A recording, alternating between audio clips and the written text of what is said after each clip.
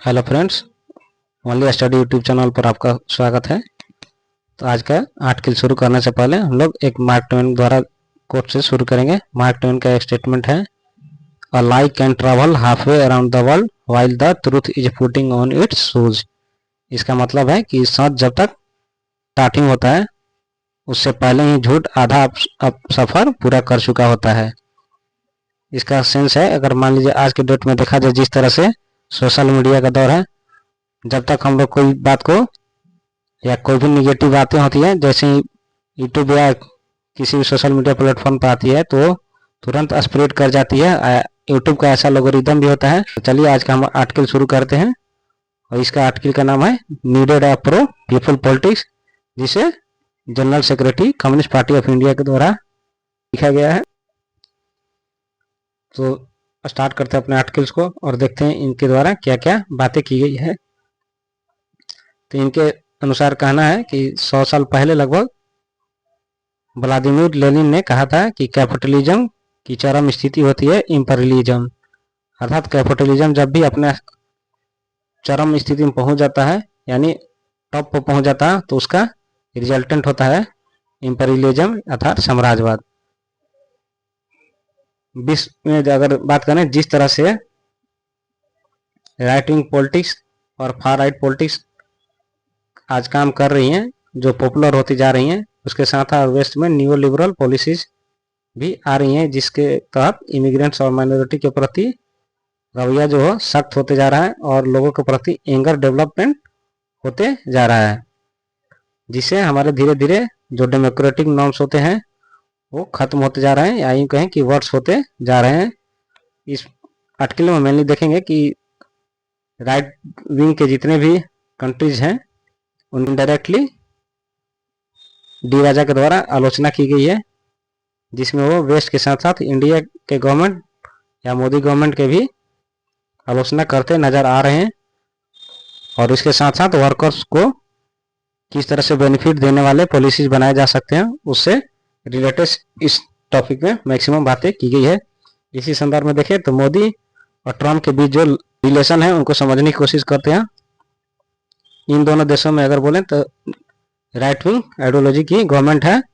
जो last month Modi और president Trump के बीच मीटिंग हुई थी, जिसमें मोदी के द्वारा यूएसए में विजिट किया गया था after election of Trump. Writer के अनुसार दो आउटकम्स निकले हैं। पहला है ग्लोबल इम्प्लीकेशन को समझने से पहले इन दोनों राष्ट्राध्यक्ष ने इस मीटिंग से भारत के और मोदी क्या भारत लेके आए, या कहें कि भारत को इससे मीटिंग से क्या प्राप्त हुआ, उसके बारे में बताए हैं। जो इन दोनों डिग्नेटरी द्वारा प्रेस कॉन्फ्रेंस किया गया था, खासकर मोदी के समर्थकों में इस तरह से इसको प्रचारित किया गया है, जिस तरह से मोदी ने बहुत बड़ा अचीवमेंट वहां से हासिल करके आए हैं। नेक्स्ट है हमारा राइटर के अनुसार बोलते हैं ट्रम्प की प्रोटेक्शनिस्ट पॉलिसी जो है, जिसको जारी किए जा रहे हैं, जो पिछले टर्म में भी था, तो भारत पर टैरिफ के साथ साथ वो ट्रेड रेस्ट्रिक्शंस की भी लगा रहे हैं, जिसमें अगर देखा जाए मैक्सिमम तो सेक्टर है जैसे फार्मास्यूटिकल, टेक्सटाइल, ऑटोमोबाइल पार्ट को जो पार्टिकुलरली इस पर इंडियन एक्सपोर्टर को हार्म हो सकता है या नुकसान को पहुंच सकती है।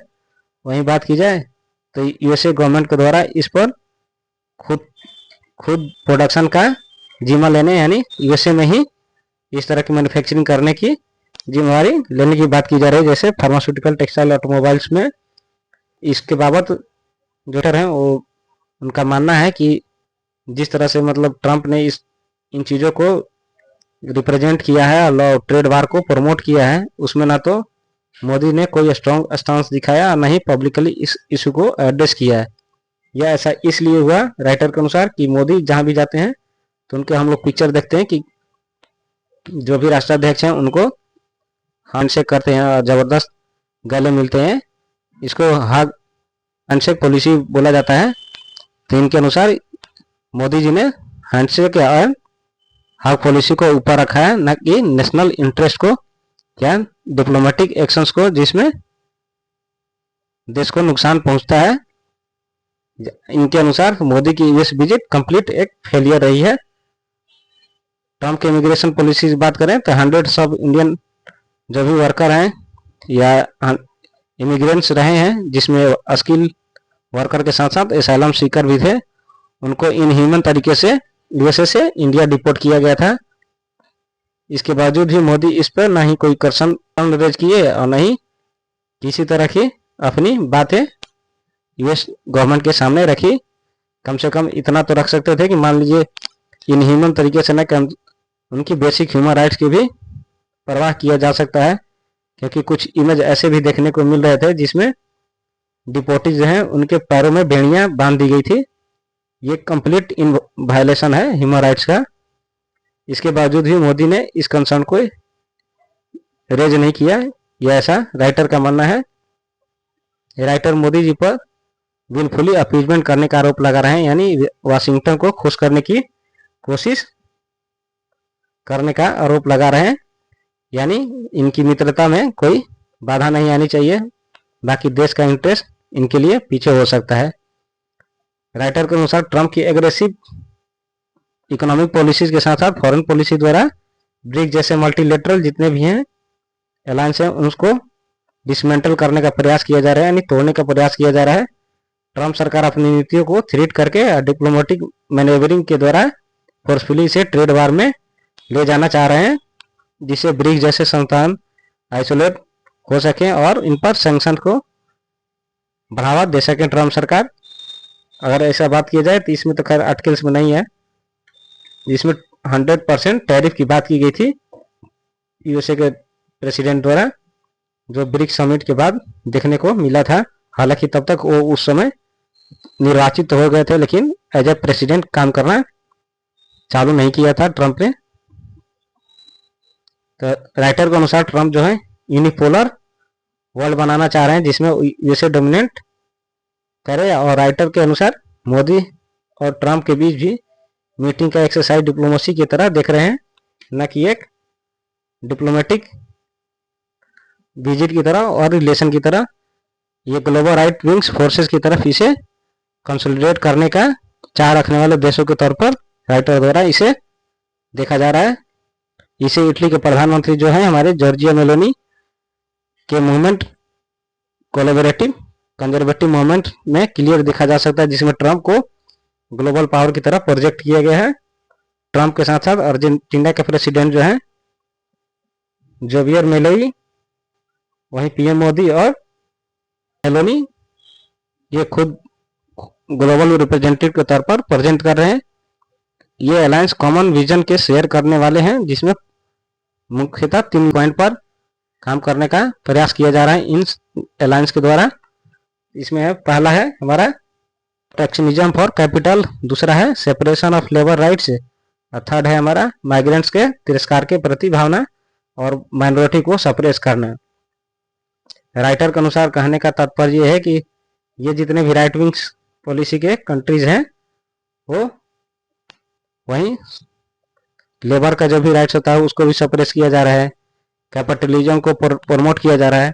इस तरह के आरोप राइटर के द्वारा इन नेशन पे लगाए जा रहे हैं। राइट विंग के हेड के अनुसार जानबूझकर एग्रेसिवली लेबर के मोबिलिटी को भी रेस्ट्रिक्ट किया जा रहा है। इसका क्लियर एग्जांपल ट्रंप के एंटी माइग्रेशन इमिग्रेशन पॉलिसीज में देखा जा सकता है। और इस पर मोदी का साइलेंस होना, यानी वीजा रेस्ट्रिक्शन जो भी यूएसए गवर्नमेंट के द्वारा इंडियन लेबर पर लगाए जा रहे हैं उस पर खुलकर मोदी के द्वारा बात भी नहीं किए जा रहे हैं, ताकि जैसे अभी तुरंत में वीजा जो नाम चलाए थे E5 वीजा को कैंसिल करके उन्होंने गोल्ड कार्ड वीजा लाया था, जिसमें लगभग 44 करोड़ रुपये देकर कोई भी इन्वेस्टर यूएसए का वीजा ले सकता था। हालांकि EB5 वीजा में, या यूँ कहें कि EB5 वीजा से मैक्सिमम बेनिफिट इंडियन इन्वेस्टर को यूएसए में हो रहा था, इसके थ्रू वो ग्रीन कार्ड को अप्लाई करने के लिए इजीली अवेल हो जाते थे। राइटर के अनुसार अगर बात की जाए तो मोदी थोड़ी क्लाइमेट चेंज के प्रति सॉफ्ट हैं, या क्लाइमेट के प्रति अपना रवैया थोड़ा साफ रखते हैं। वहीं बात किया जाए तो ट्रंप जो है इस चीज को नहीं मानते हैं, क्लाइमेट चेंज के प्रति उनकी थोड़ी भी इंटरेस्ट नहीं दिखती है। और लास्ट में कंक्लूजन की बात करें तो राइटर के अनुसार विश्व के पीपल ओरिएंटेड होना चाहिए, ना कि एक्सप्लॉयटेटिव कैपिटलिज्म का और यूएस लेड इंपीरियलिज्म द्वारा जो चेंजेस फेस किए जा रहे हैं या करना पड़ सकता है, इस तरह के ग्लोबल वर्ल्ड्स नहीं होना चाहिए। हालांकि इनके द्वारा कुछ सजेशंस भी दिए गए हैं, जिसे ग्लोबल साउथ को चाहिए कि रीजनल कोऑपरेशन को मजबूत करे, इसके साथ साथ वर्कर सेंट्रिक पॉलिसीज में इन्वेस्ट किया जाए, वहीं देश के न्यू लिबरल फ्रेमवर्क जो है उसको रिजेक्ट करके multilateral institutions like BRICS, NAM यानी non aligned movement, original trade को प्रमोट करने की सिफारिश इसमें आर्टिकल में राइटर्स के द्वारा किया जा रहा है। इस तरह से देखें तो हमारा आज का आर्टिकल खत्म होता है। मिलते हैं नेक्स्ट आर्टिकल के साथ, तब तक के लिए बाय।